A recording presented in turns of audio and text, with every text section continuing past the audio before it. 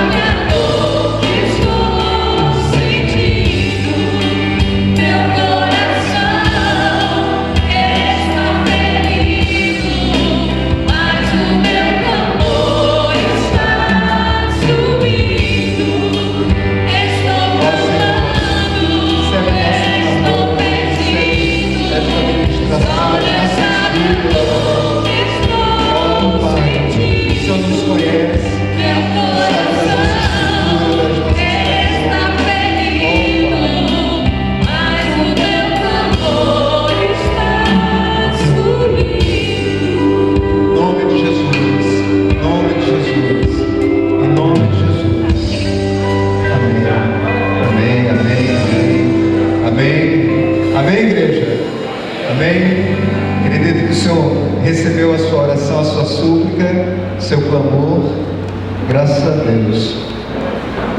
Irmãos, eu acredito que muitos conhecem a revista Ultimato, uma revista evangélica,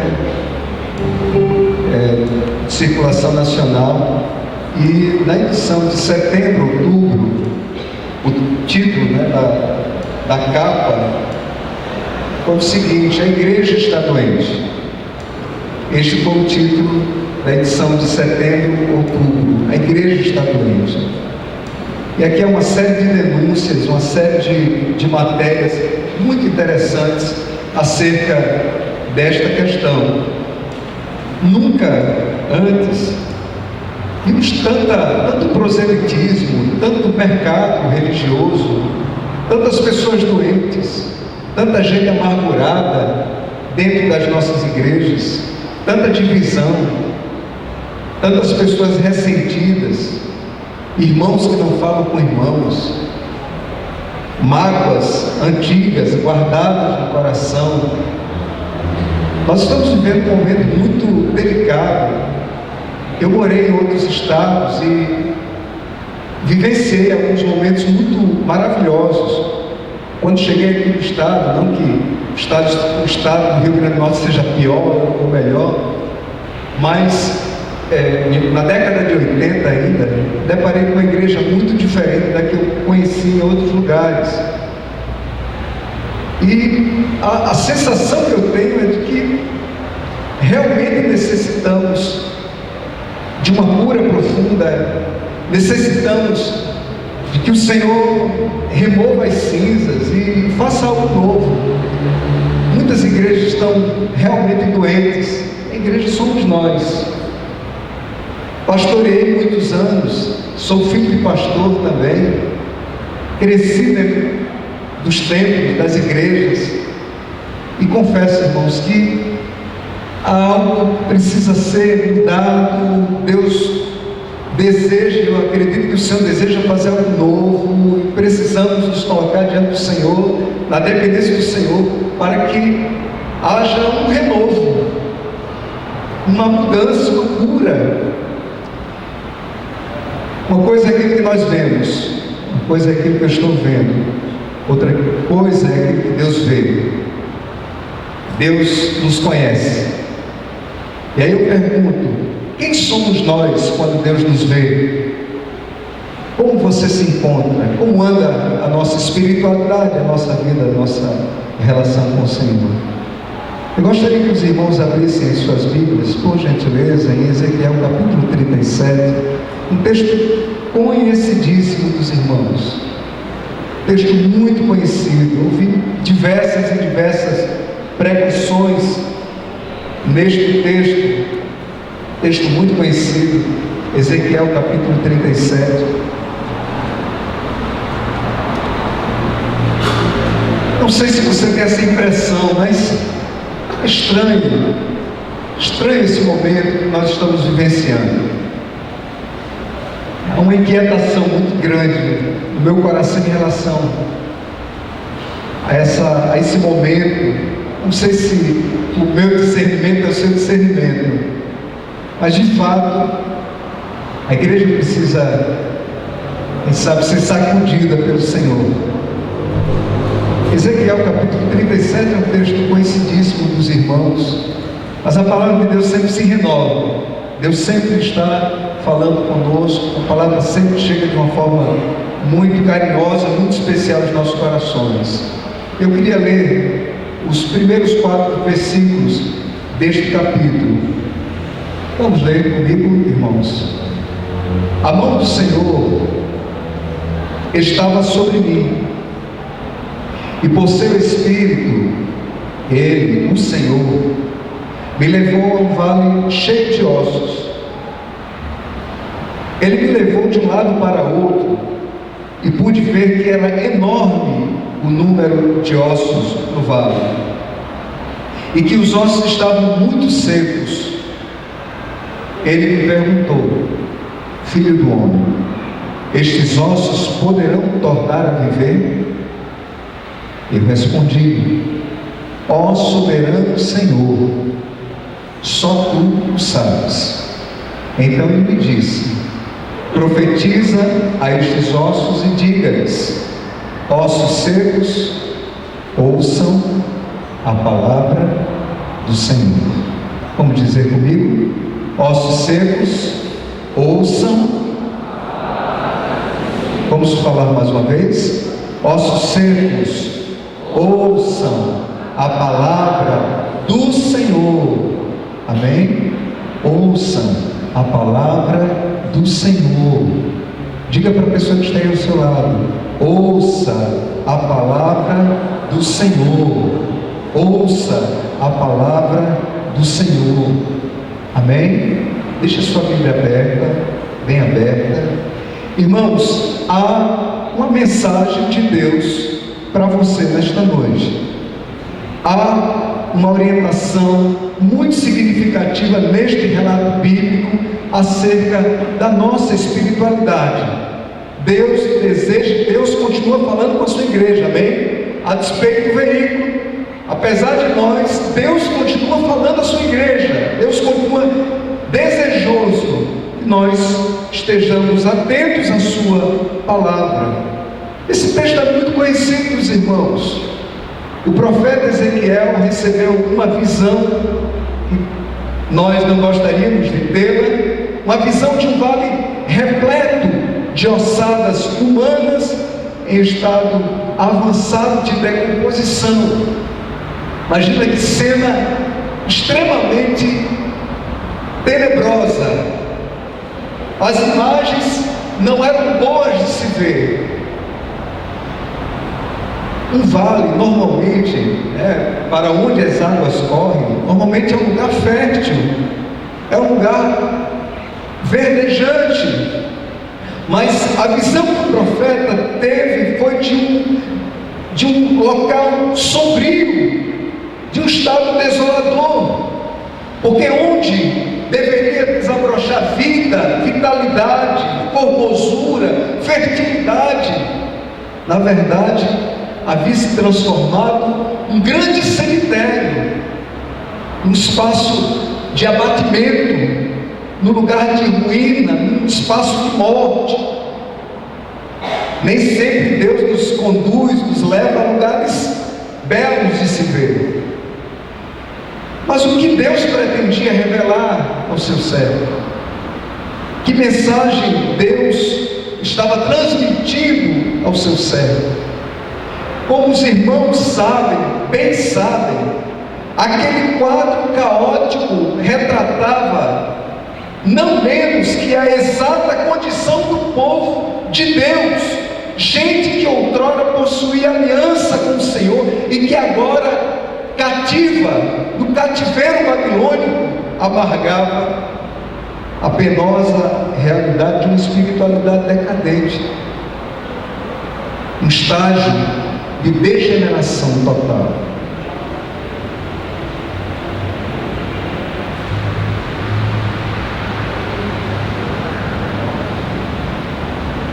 Reflita comigo,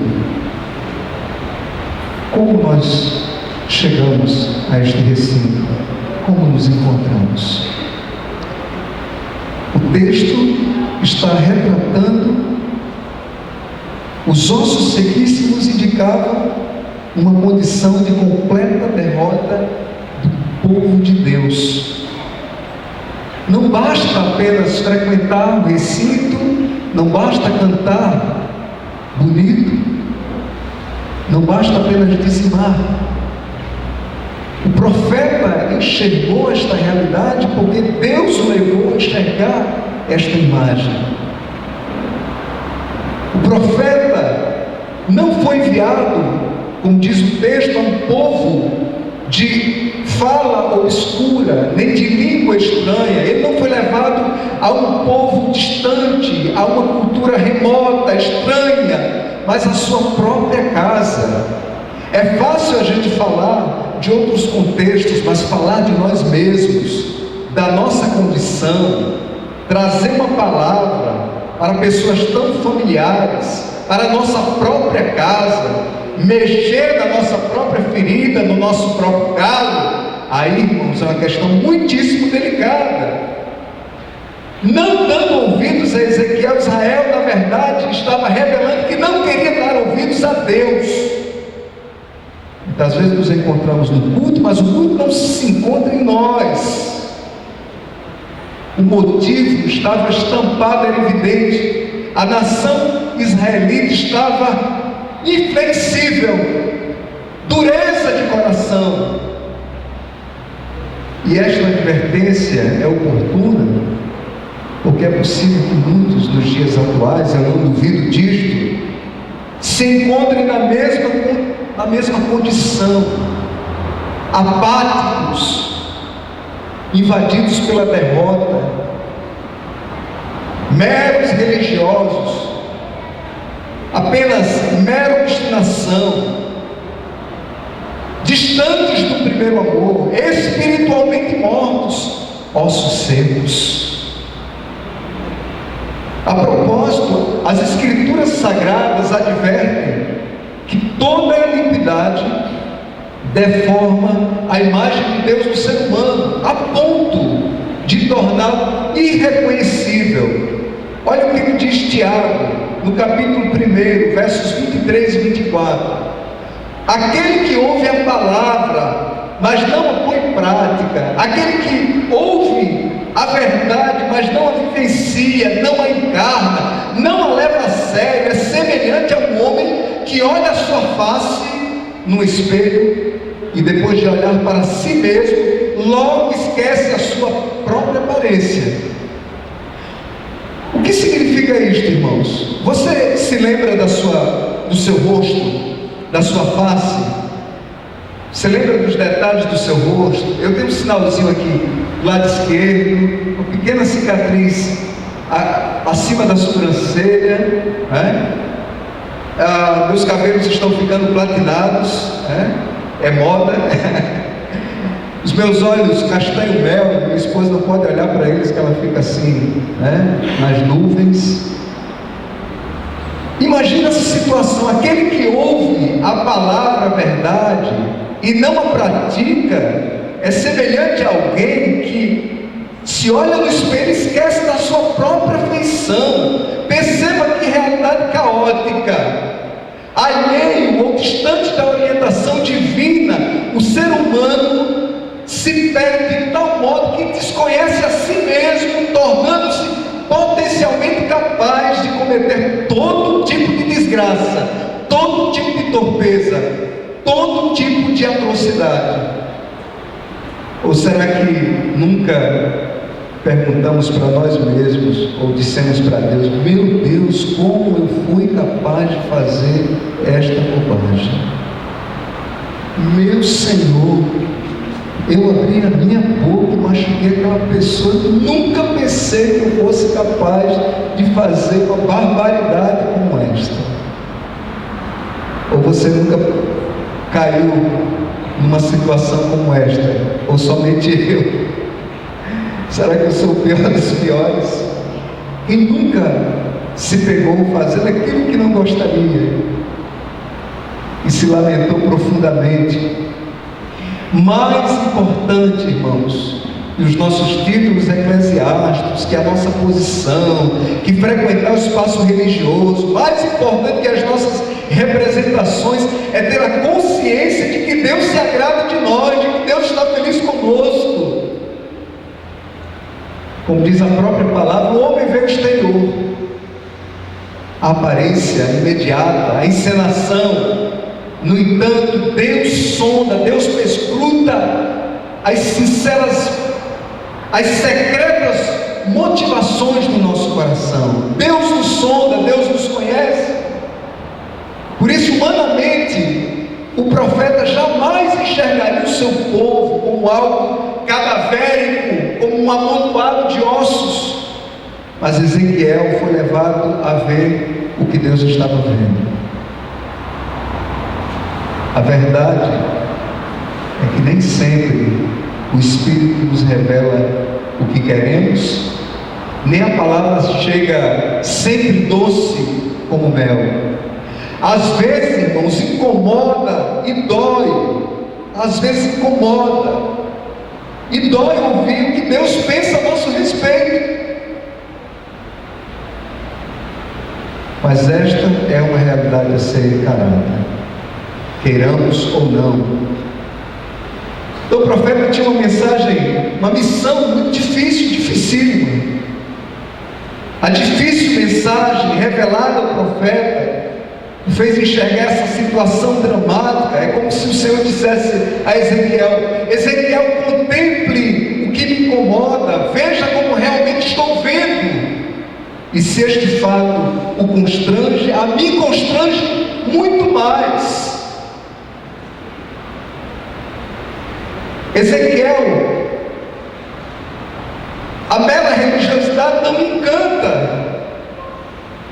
O tempo no Evangelho não é suficiente para mantermos uma relação mais íntima, uma relação mais próxima.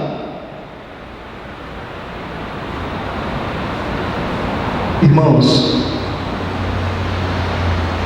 quando somos infectados pela apatia, pela mera religiosidade, pela indiferença, muitas vezes somos impedidos de discernir realidades espirituais.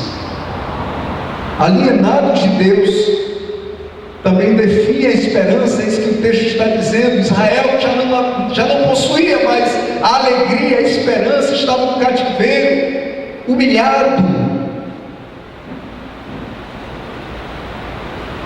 Para muitos, viver é um fardo muito pesado. Eu já vi pessoas dizendo que, parece que viver é tolerar. Sem alegria, sem presença de Deus, a vida se torna paradoxalmente um fardo muito, muito pesado. Por outro lado, diz o texto, quando permitimos-nos impregnar de sensibilidade, exemplo do profeta, muitas vezes passamos a enxergar o que Deus enxerga, e claro, não há como não sermos surpreendidos.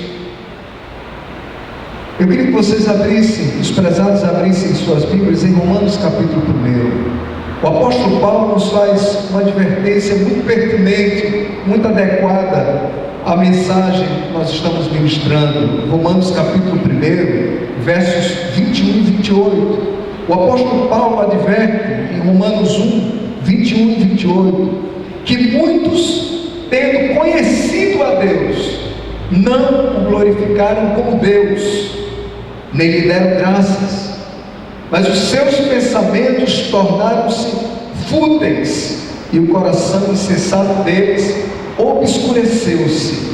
Verso 28, além do mais, visto que desprezaram o conhecimento de Deus, Deus mesmo os entregou a uma disposição mental reprovável para praticarem o que não deviam. Ouça com atenção, querido. Caso não venhamos admitir o que precisa ser refeito, ou quando somos contraditórios sem a presença de Deus, jamais nos tornaremos aquilo que Ele tanto deseja que sejamos.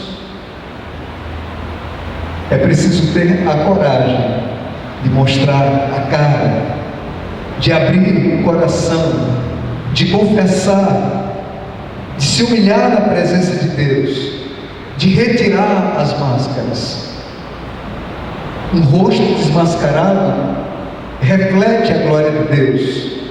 Embora a visão do profeta descreva um quadro que ele ou quem quer que seja gostaria que nunca existisse, mesmo em meio ao caos, é preciso que avivemos a convicção de que um Deus rico em graça e misericórdia pode e deseja fazer dos piores escombros da aridez das nossas almas uma grande notícia, e pode trazer às nossas vidas uma grande notícia de esperança. Embora o profeta estivesse contemplando uma situação, uma realidade espiritual caótica, aquela mensagem estava também provida de esperança, porque Deus continua se preocupando, Deus não desistiu do seu povo. Embora o povo estivesse naquela condição atento. Os olhos do Senhor estavam sobre o seu povo. Deus não desistiu do seu povo e Deus também não tem desistido da sua igreja. Em Ezequiel capítulo 37, versos 5 e 6, o profeta disse, a palavra nos diz o seguinte: assim diz o Senhor, o soberano Senhor, a estes ossos farei um espírito entrar em vocês e vocês terão vida. Diga comigo: farei um espírito entrar em vocês e vocês terão vida. E vocês terão o quê? Vida.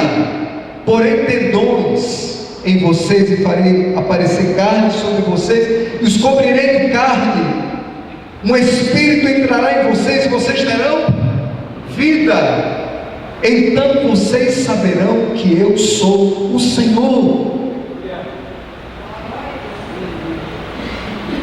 Irmãos, com base nesta notícia, nós podemos vislumbrar uma possibilidade de profetizarmos também, no sentido mais amplo do termo, a restauração de Deus para as nossas vidas. Ou será que não há algo que precisa ser tratado, restaurado em nós? O Senhor nos quer restabelecer por completo. Como nos encontramos diante de Deus? Como igreja, ainda que a realidade seja caótica, ou o quadro seja de todo tenebroso, Deus deseja restituir a leveza, o gozo de viver. Deus deseja restabelecer a tua alegria, a nossa comunhão. Esta verdade também é coroada quando lemos a declaração de Jesus, quando ele diz: eu sou a ressurreição e a vida, quem crê em mim, ainda que esteja morto, viverá, e todo aquele que crê em mim nunca morrerá. E ele nos pergunta: você crê nesta palavra? Você crê que Deus pode ressuscitar os planos dele para a tua vida? Você crê que o Senhor pode restabelecer a tua vida, a tua espiritualidade diante dele? Você crê nisso? Você crê, igreja?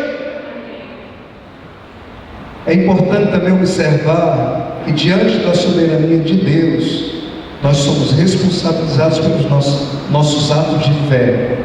Implica dizer que as nossas escolhas terão uma repercussão eterna.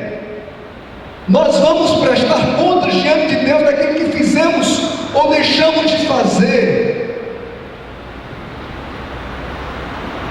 A partir do contexto de Ezequiel, também aprendemos que a grande diferença não dependeu fundamentalmente do ato profético, mas sim do profeta ouvir e em obediência aplicar a palavra do Senhor, porque às vezes, irmãos, somos tentados a inverter as coisas, o que pode ser muito arriscado. Às vezes queremos ouvir um profeta e não Deus que fala por intermédio do profeta.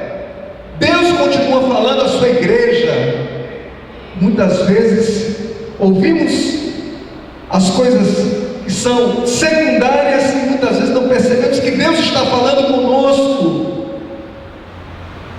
Perguntou o próprio Deus a Ezequiel, versos 3 e 4: filho do homem, poderão viver esses ossos? Você crê que isto aconteça? Você crê que Deus pode te fazer uma pessoa melhor? Você crê que Deus pode restaurar a tua vida e pode te usar como bênção na tua casa, na tua família, por onde quer que você vá, onde você colocar a planta do teu pé? Você crê que Deus pode restaurar e fazer desta igreja uma igreja ainda muito melhor? Você crê nisso?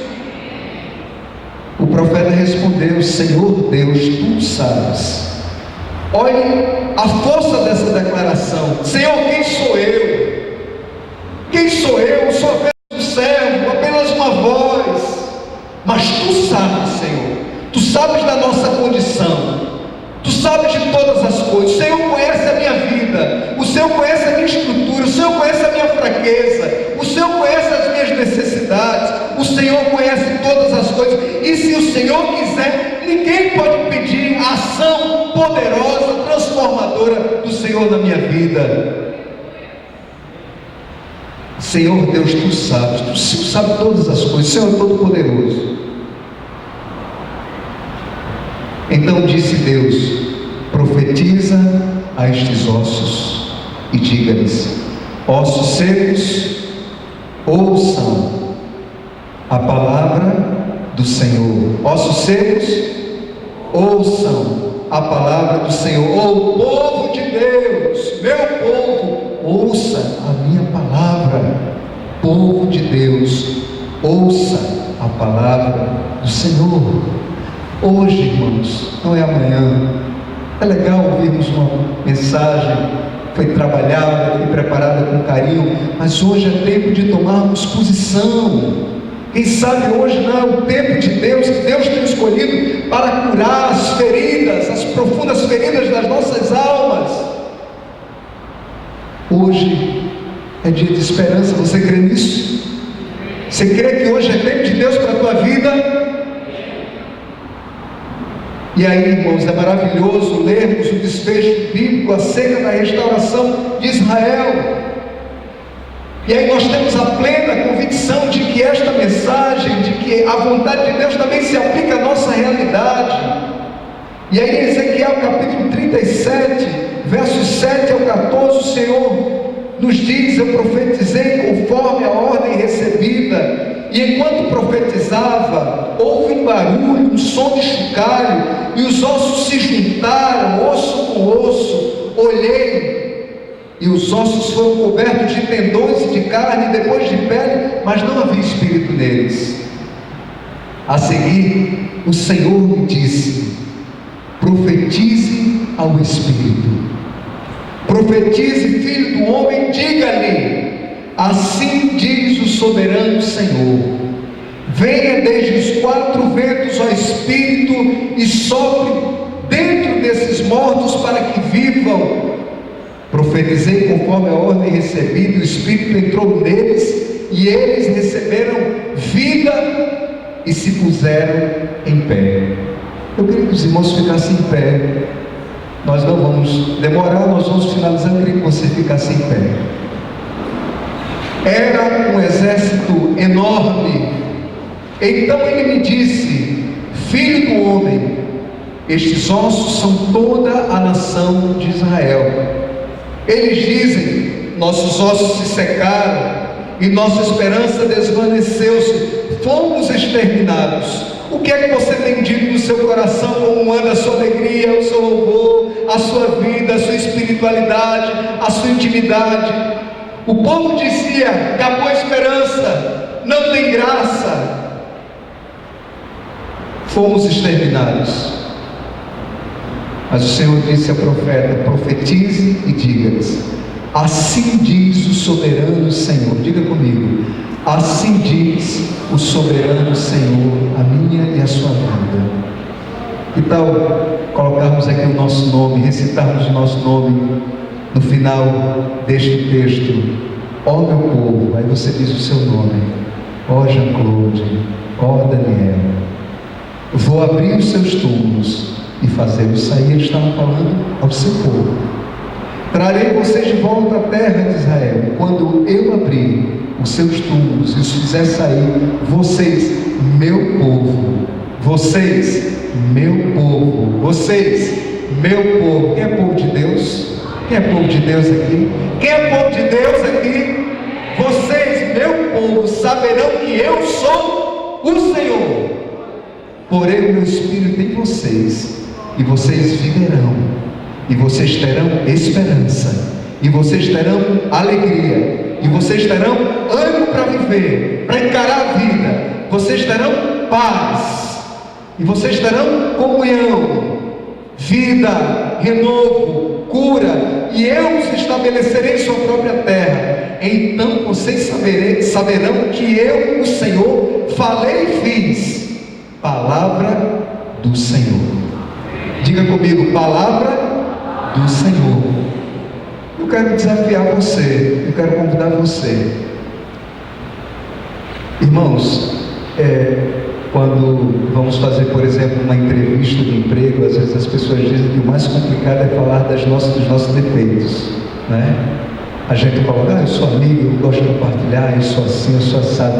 Mas quando a gente vai falar das nossas limitações, dos nossos defeitos, dos nossos problemas, nós temos uma grande dificuldade.